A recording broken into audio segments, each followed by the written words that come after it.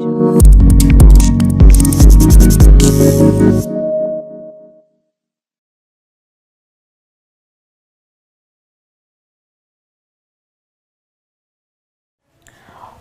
19,000 cryptocurrencies have emerged after the launch of Bitcoin in 2009. Bitcoin is one of the top among Ethereum and Tether. Also, cryptocurrencies have emerged over the last years and making it more accessible across the entire world.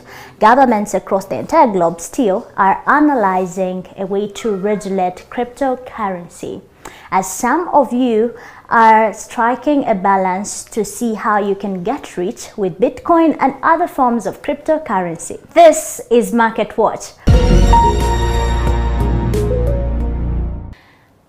My name is Rita Cavaniero and coming to you live from Nile One Studios.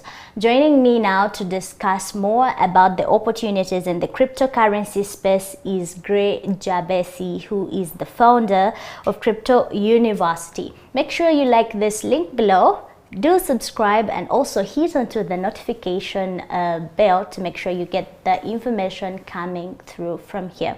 Thank you so much for giving us your time, Grey. How are you doing? Thank you. I'm really good. I hope you're well. Let us kickstart it with how crypto is going to change the world. A lot of myth, I don't know whether it's myth or the fact, but there is a lot of conceptions, perspectives, how it is going to be in the corruption area, in the economy. How is it going to change the world? Crypto, it has already changed the world in a lot of ways. In my case, I'm just an African kid who started in Africa with absolutely nothing, no college degree, but I'm very competent. And in that way, I found an alternative economy where I can be able to provide my skill and get paid directly, for the sweat of my labor. And that was not really the case before Bitcoin for people like myself, because the economy has a lot of gatekeepers, right? So at all levels, you can look at, there's a lot of corruption and a lot of systematic forces that makes it so difficult for people to do well in life. Whereas right now, it has helped me to check out of the system and say, look, there's so much corruption, there's also so much nepotism, there's so much unemployment rate. I'm able to now, if you're a competent person, you're able to now jump over those and go directly to where the value is, create and generate value for yourself. So you're telling me it's an alternative for unemployment? It's an alternative way of interacting with the economy. So how it works now is that you have to go through the traditional standards, right? And the traditional standard has a lot of gatekeepers. For example, you need to have, for example, a college degree for you to access work within most countries, right? Whereas if I'm on the internet, what matters to me is only my skills. And a lot of young people are highly skilled in different ways. Now, instead of being a statistic of the Ugandan economy or Nigerian economy or whatever economy you're in, I can now access business opportunities or work opportunities at a global level. I can start a business, maybe I'm good at math or English. I can teach people how to do maths online. They can be from Russia, they can be from anywhere, and they'll pay me directly in Bitcoin. So I think that is very empowering. It is indeed. And speaking about payment, let us look at the payment systems. Are they satisfying, or are they, conveying effectiveness towards the traders or the investors? You in this industry, if you could tell us your observation. So the payments in crypto are pretty much effective. They work as you expected them to, and the way the fees are charged are not based on percentages, for example. So people who use Momo, there's like percentage points of how you charge for a transaction. It means the larger you transact, the more you pay. Yes. I think it's a scam if things have to work like that, But with crypto, you can send $1 million and pay $1 for it. You can also send 500 and pay the same dollar. Okay. And the network effects are there. The technology is there. What's not there are people taking advantage of this technology. I'm in Uganda right now. How many businesses are really accepting crypto as a form of payment? because I have all this crypto. I'm in Uganda, but I can't spend it because a lot of merchants have not implemented this technology for themselves. And why? It's because they think that it's the same as accepting credit cards.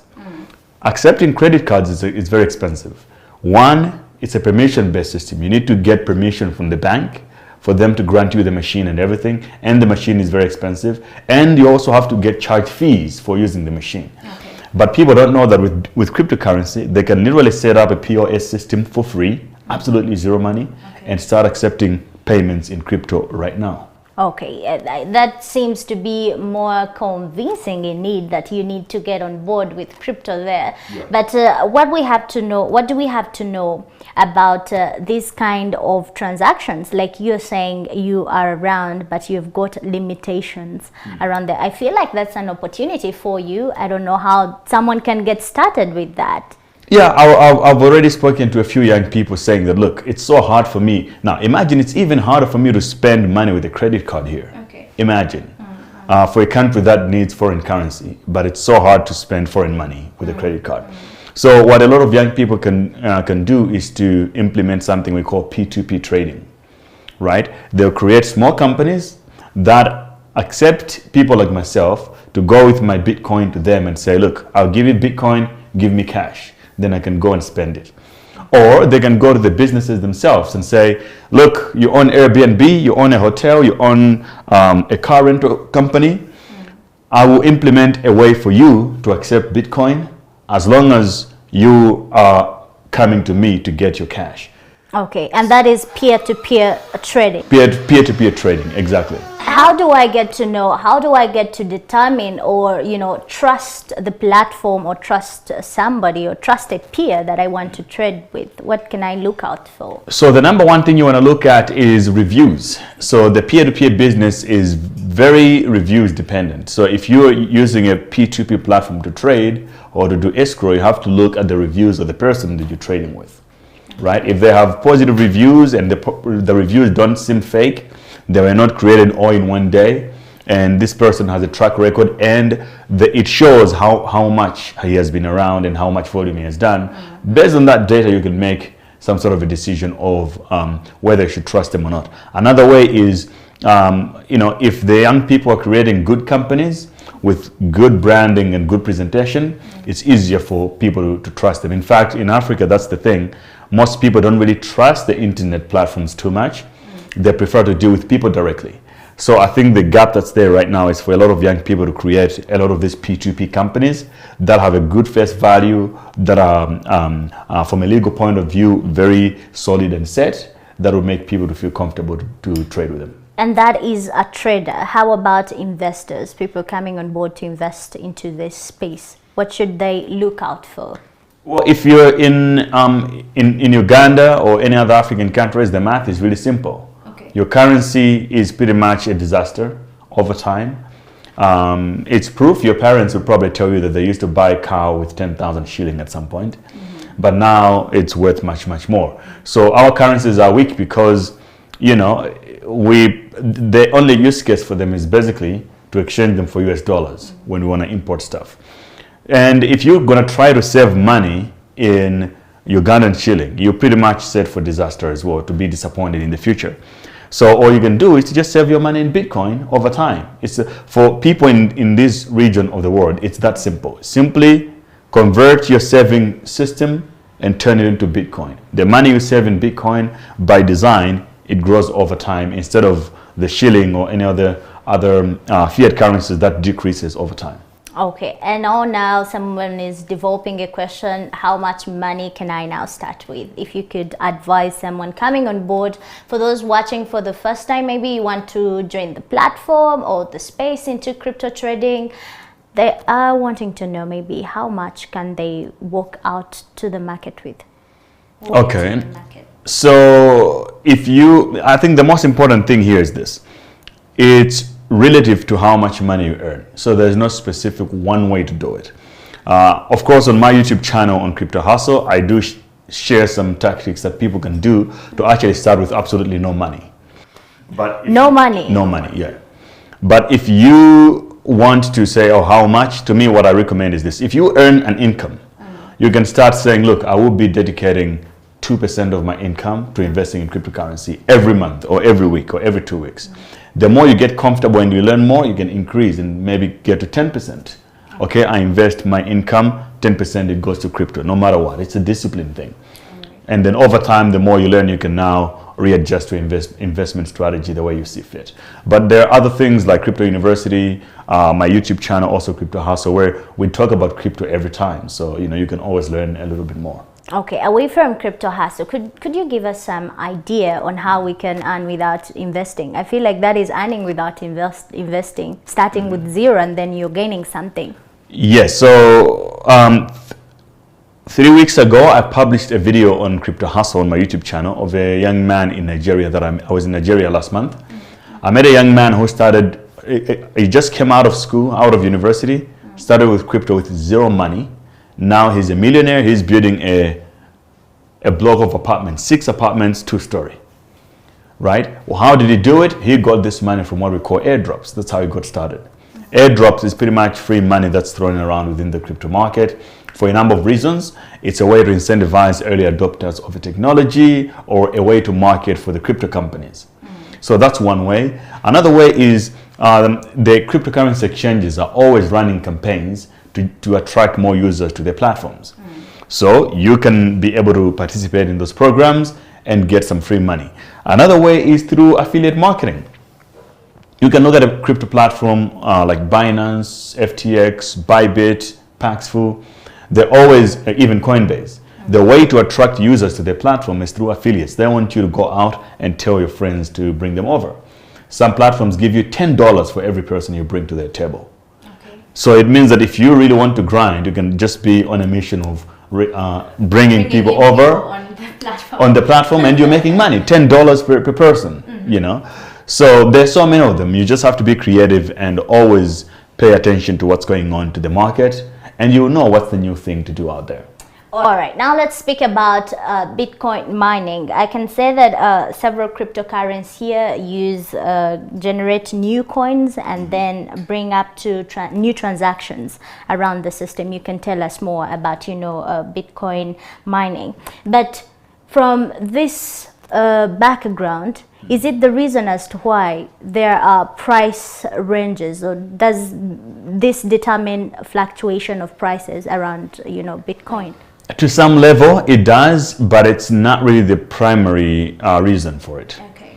So Bitcoin is a freely traded commodity or asset. It doesn't really have so much regulation to control what happens. Like for example, in the stock market or in the forex market, they only trade during the week. And if things gets too heavy, the regulators can come and say, look, we're closing the market to pretty much protect the market from X, Y, and Z. In crypto, you don't have that. So you have people buying and selling in different parts of the world, and you also have people who have a lot of Bitcoin, like miners. They accumulate a lot of Bitcoin, and if they're in a point in the market where they feel like they have to sell because of whatever reason, obviously you're going to see a decline in price, right? And you can also have companies who are now learning about Bitcoin. If Uganda, the government decides that, we're now going to invest $1 billion in crypto, look, we're going to see a little bit of a rally in the market. So there are different kind of forces that affects prices of things, just like fuel right now. Gas prices are high. Okay, and what impact does this have to do with the crypto market generally, leave alone the prices? But what does Bitcoin mining have got to do into the crypto market? Bitcoin mining is a process in which Bitcoin is brought into the world. Okay. Yeah. So mining, it's almost like saying gold mining. Can I say that this brings up competition around, I don't know, like cryptocurrencies or Bitcoins? If you can make us understand that process, the impact it has, yes. Without mining, there is no Bitcoin. Okay. So just like without mining, there's no gold. For the gold to exist, somebody has to dig it out of the ground. Okay. So mining is a way which the system facilitates the transactions of Bitcoin. By facilitating those transactions, it rewards people who are doing the facilitation to earn Bitcoins. And that's how more Bitcoins are brought into the system. So imagine at the beginning there was 0 Bitcoin. And then the first block was mined, and then there was 50 Bitcoins. Yeah. And then on and on. Now we have like 18 million Bitcoins in circulation that have been added over the years. Yes, thank you so much for your submission. And we're going in for a very short break. When we do return, we'll still speak about how Bitcoin and cryptocurrency has to do on climate and environment. Then thereafter, we help you out on how to be secure and very well safe.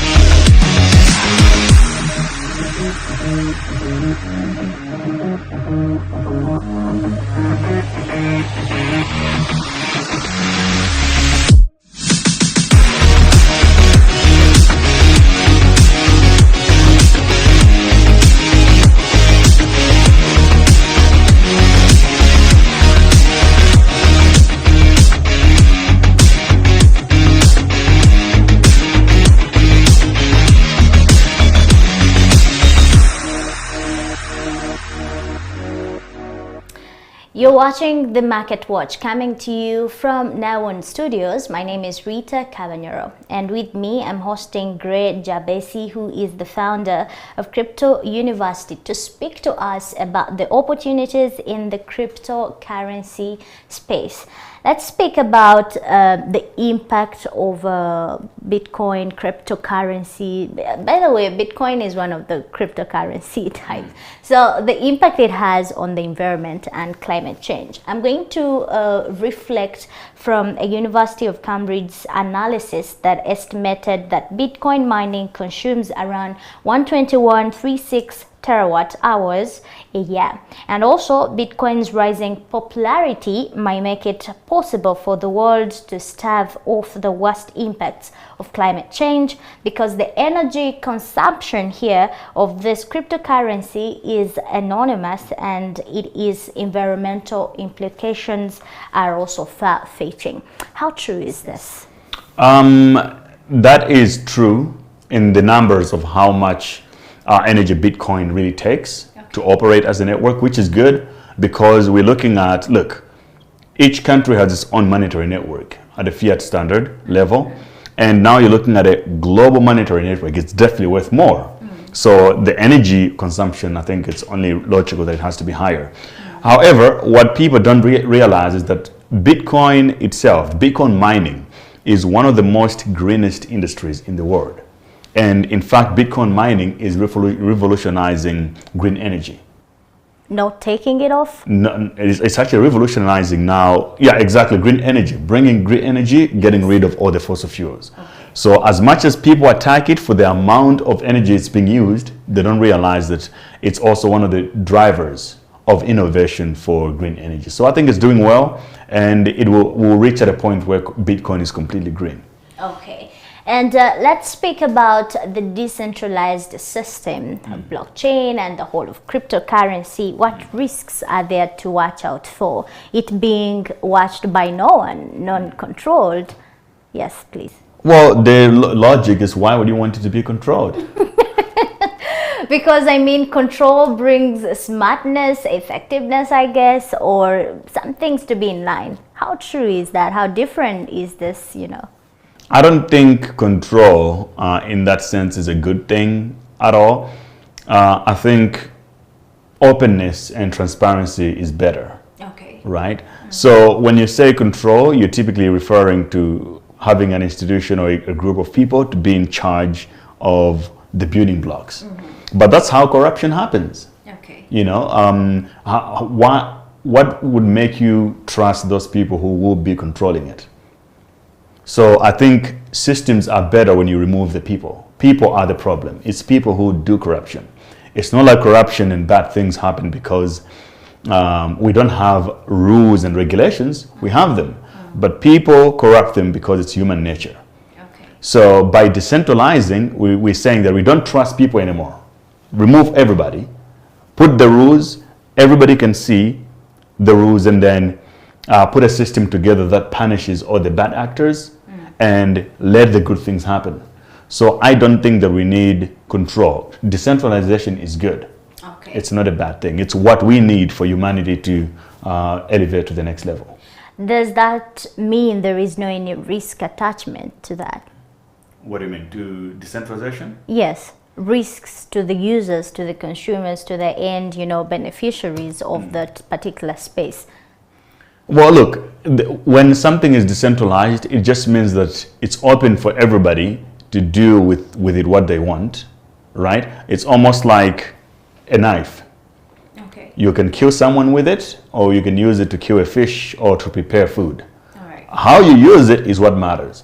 So I think we should rather focus on how can we empower and encourage people to use this technology in a much more impactful manner as possible. Okay. Because in the fact that it's so decentralized, bad things can happen too.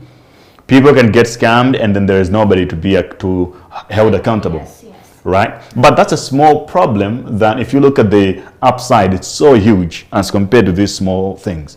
But because a lot of people are used to the controlled systems, and it's small thing, they usually, like governments for example, they're obsessed with the small things. The scammers and stuff like that. Definitely we need to get rid of it. Okay. But the question that I like to ask is like, what have you done to encourage the adoption and the growth of cryptocurrency in your region? Before you start attacking and calling out, scammers and stuff like that, what have you done on the good side to promote it?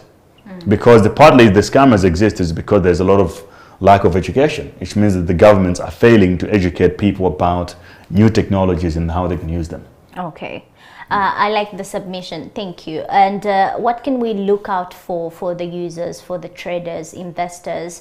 I have gotten onto the platform. I am trading, I'm investing, and then there are uncertainties that come. There is death. Speak to us about preparation for the worst. Yeah, so I asked Vitalik Buterin about this on my podcast. And it seems like nobody has a clear answer yet, but so far there are now some solutions that are being implemented. Okay. But in fact, it's one of the custodianship and wills and things like that. I think it's still an open discussion, which is good for the people listening. There could be the next person to solve this problem and make billions out of it. Right now, everybody does it their own way. If you use a hardware wallet or a non-custodial wallet, there are people who they would keep a piece of it to their wife, so the wife have access to the kids, so that if something happens, they can be able to recover those funds. There are a lot of legal firms right now around the world. If you hold lots of money in Bitcoin, I do know some people who hold like hundreds of millions of dollars. They have worked with huge legal firms that are responsible for their trust and how the keys should be handled, and then there's insurance on top of it. But for the individual person, I recommend distribute your coins for as many wallets as you can, different exchanges, different wallets, and for some of them, let your people you love who are close to you have access to some of it. Okay. Right? Or at least they might have the password, but they don't have the two-factor authenticator. So if something happens to you, at least that would be the last resort to claim those funds. Okay. Another way to do it is, Vitalik did this himself. He got his seed phrase, he cut it into 3, and then he kept one piece to his parents, another piece to his trusted friend, another piece to another place. Somebody kills you for that, and then yeah, but then for that, if they kill him, it means that all those 3 people now have to collude to be able to do it. Okay. So you can decentralize that system like that. All right. Thank you for that particular advice. Again, I'm going to take you back to the peer-to-peer, the P2P. Yep. You talked about coming together, if you're trading, to form a P2P rather. The question that is triggering me is, does this come smartly? Are there things I have to consider doing this, or I can do this smoothly? Basically, it's simple. If you want to avoid scam, don't listen to everybody who is promising you money. It's that simple. Okay. People get scammed, mostly it's because of their own greed. So they would be taught something that's absolutely incorrect, but because they just want to make the money, they're willing to do it. So if I come to you and say, hey, give me $1,000, I'll be giving you $100 every day, forever. What would be your first reaction?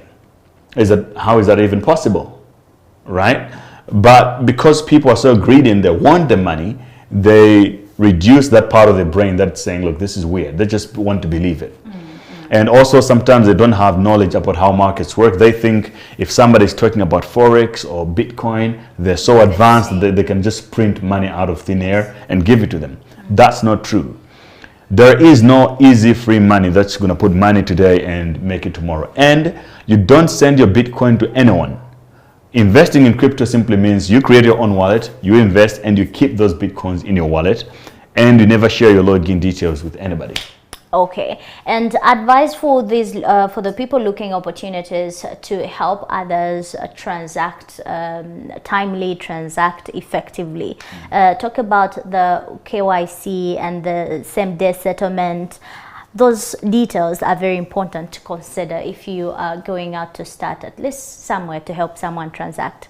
Yeah, if you're doing P2P, KYC is very important. KYC means know your customer. So whoever you're trading with, make sure you collect some information. The basic can be a copy of their ID or passports, phone number, so that if they're using this transaction in a malicious way, maybe they're paying off terrorists or something terrible. Very unlikely, right? But you might come across with someone who is doing something terrible like that. If that's the case, what you want to do is collect details of whoever you trade with.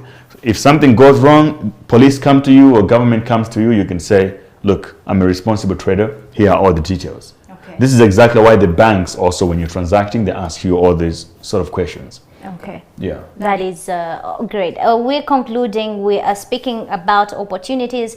I still hope you've gotten something there. Now let's speak about what can be done to improve this industry globally in the sub-Saharan Africa, the African continent. What do you think? I think what should happen is that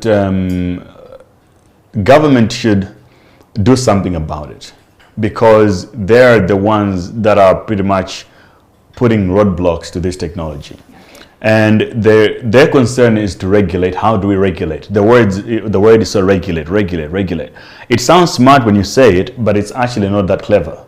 What you want to do is to not regulate it at all. Let it go. So that you focus on building an ecosystem of people who really gets deep into this. Okay. What's more important right now, I think our governments have to invest in each country to train 1 million young people in blockchain development, to learn how to write smart contracts and blockchain development in general. Because this is the future of voting, it's the future of money, it's the future of everything. If we don't have young people who know how to build these technologies and to manage them, it's going to be another round of experts from overseas. We're getting them over here to do stuff, overpaying, and then we are also at a national security threat now. Okay. Right? So that's all I can say on that one. Thank you. I had a conversation with a party from government, and one of the concerns actually arose from that conversation was the competition between the digital currencies and then all these emerging technologies. I don't know what you have to say about that. Does it take away, the fiat, this whole competition in the digital currency that are emerging with Bitcoin and cryptocurrency? Well, it's definitely a competition to bad currencies, and most countries' currencies are so bad. To bad currencies? Yeah, to bad currencies. And that's funny. Yeah, so bad currencies obviously are threatened. The bad currencies are the US dollar, the Ugandan shillings, and so many other fiat currencies. Gold is not really threatened because it's another alternative store of value, right? So why would you fight for something that's terrible anyway, when it's being replaced by something that's much better? So what we don't want, however, is for the current currencies to be replaced by something worse. That we have to be careful with, because there are so many cryptocurrencies out there. A lot of them are terrible. But if the replacement is a better form of currency, then I don't see what the problem is. I think we should be looking at, okay, if it changes, how can we take advantage of it? I think it should be more of we have to be more what do you call it, offensive about this stuff, not defensive. Okay. Currently, the narrative has been like, oh, but this is happening, so what do we do? You know, like defense. Mm-hmm. We have to be like, okay, this is what's happening. What can we do to benefit ourselves with this? All right. What can we do to be the best? What can we do to be on top? I think that must be the mentality. All right. And how can I choose a cryptocurrency and say, okay, I'm going to trade with this. Let me choose this. I think it takes a little bit of education, but I think Bitcoin is the safest bet. It has been around for the long time, and it has the most liquidity. And I think for most people who do not know anything about it, Bitcoin. Only until you have learned, you can now start to diversify and get into Ethereum and Polygon and others if you want. Thank you so much for having joined us. Any last take homes from you? It's welcome. No, I think the last thing I would say, I think it's about time that the African continent can now take advantage of technology to leapfrog our prosperity and growth. And for that, we need definitely a decentralized economy. We need the currencies like Bitcoin, not the other currencies or the form of structure and governance that we have had before. So we need to embrace this technology. Whether it works for us or against us is absolutely up to us. But the most important thing is for us to learn it, understand it, and rig it to our advantage. That's all I can say. Thank you so much. You've been watching Opportunities in the Cryptocurrency Space. My name is Rita Caballero. Do not forget to subscribe and share this link. See you next time. Bye for now.